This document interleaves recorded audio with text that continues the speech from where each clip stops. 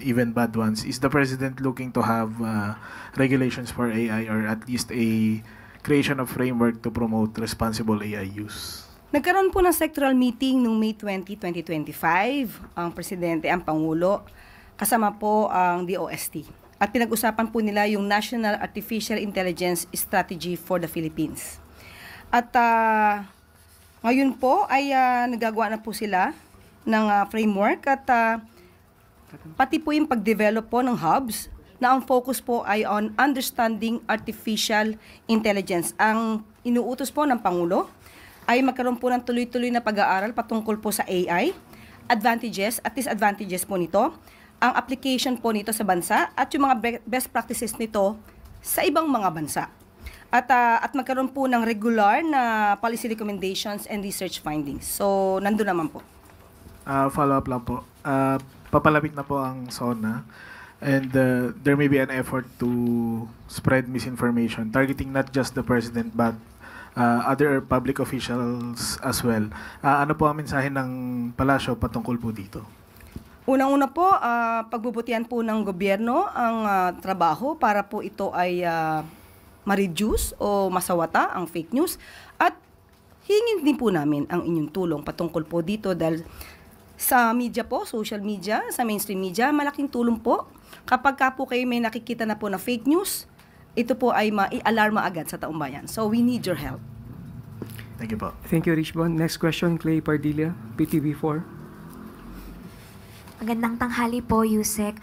Yusek, VP criticized the country's foreign policy and the administration's decision to allow foreign missiles in the Philippines. Ang sabi niya po, papapasukin mo ang missile ng foreign power sa bansa mo na alam mong kinaiinisan ng kalaban niya. Any comment po, Yusek? Salamat. Yes, the President said, we expect that from the Dutertes because they are pro-China. At ang Pangulo po ay pro-Philippines. Thank you, Clay. Eden Suarez. Yusek, good afternoon po. Bagaman mayroong mga pagbaba sa presyo ng langis ngayon na nabanggit ng DOE, mataas man o mababa po yung langis ay mataas pa rin ang presyo ng mga bilihin. Ano po yung mga specific na hakbang o direktiba ni Pangulong Ferdinand Marcos Jr. para po mapigilan yung patuloy na mataas na presyo ng bilihin, hindi na lamang po yung pork ngayon, maging yung manok ay tumataas din po ang presyo.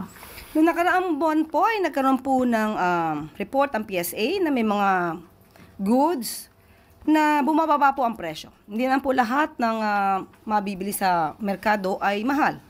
At tandaan po natin, pati po ang presyo ng bigas ay bumababa na rin. At may ginagawa po, ayon na rin po sa direktiba ng Pangulo. Ang isa po na mababanggit ko po na ginawa po at naging successful po, si DI Secretary Cristina Roque, ay nagkaroon po sila ng kasunduan ng Canned Sardines Association of the Philippines kahapon po, June 23, 2025, at napagkasundoan na hindi po itataas ang presyo ng dilatang sardinas. So, sa ngayon po, at sabi nga po, mananatili na 21 pesos ang suggested retail price ng bawat 155 grams na lata ng sardinas. So yan lang po muna maiulat ko at hihingi po tayo ng karagdagang ulat sa DTI kung ano pa po ang maaari nating maibahagi sa inyo. Yung pong pork and chicken price po yung mataas, ano